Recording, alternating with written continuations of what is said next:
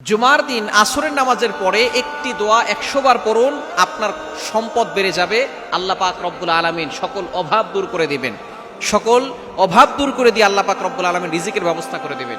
অনেকেই আছেন অভাবের ভিতরে পড়ে গেছেন।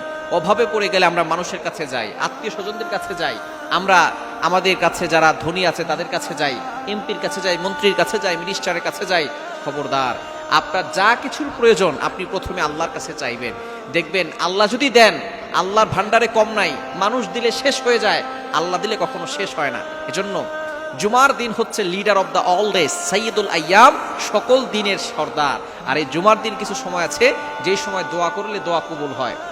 এখানে কয়েকটা মত রয়েছে। কেউ কেউ বলেছেন জুমার নামাজে খতিব সাহেব যখন খুতবা দেয় 2 খুতবার মাঝখানে, কেউ কেউ বলেছেন জুমার নামাজের পরে, কেউ কেউ বলেছেন যে খুবই বিশুদ্ধ মত ইমাম আবু হানিফা রাহমাতুল্লাহ এই মতটি প্রকাশ করেছেন, সেটা হচ্ছে জুমার দিন আসরের নামাজের পরে মাগরিবের পূর্বে। এই সময় আপনি আল্লাহর কাছে দোয়া করবেন, দুরূদ শরীফ পড়বেন।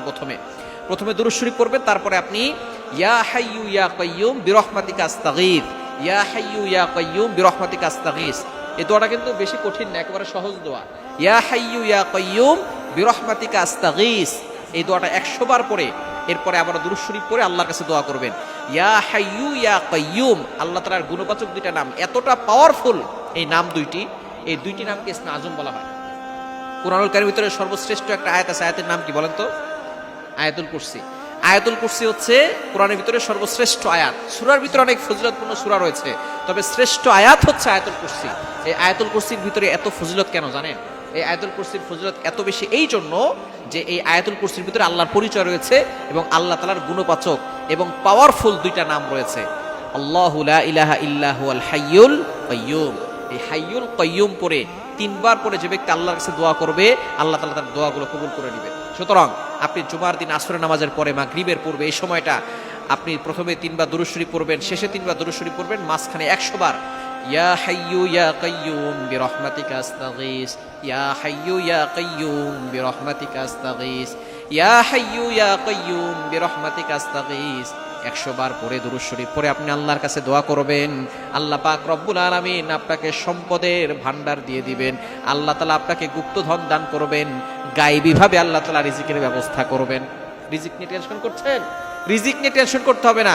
আপনি দুনিয়াতে আসার 50,000 বছর আগে থেকে আল্লাহ তাআলা রিজিক বরাদ্দ করে রেখেছেন। পাখিটা সকালবেলা বের হয় খালি পেটে, আল্লাহ তাআলা ভরা পেটে তাকে সন্ধ্যাবেলায় বাসায় ফিরান।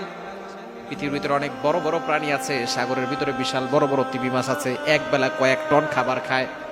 ওই তিমি মাছকে খাবার খাওয়ান কে? আল্লাহ নিজে বলছেন 12 নম্বর পারার 1 নম্বর পৃষ্ঠার 1 নম্বর লাইন, সূরা হুদের 6 নম্বর আয়াত, ওয়ামা মিন দাব্বাতিন ফিল আরদি ইল্লা আলাল্লাহি রিজকুহা। আসমান জমিনে এমন কোন প্রাণী নাই যে প্রাণীর রিজিকের ব্যবস্থা আল্লাহ করেন না। সুতরাং আপনি আল্লাহর প্রতি বিশ্বাস রেখে এই আমলটা করেন। জুমার দিন আসরের নামাজের পরে ইয়া হাইয়্যু ইয়া কাইয়্যুম বিরহমাতিকা আস্তাগীথ 100 বার পরে আল্লাহর কাছে দোয়া করবেন। আল্লাহ পাক রব্বুল আলামিন সম্পদের ভান্ডার আপনাকে দান করবেন।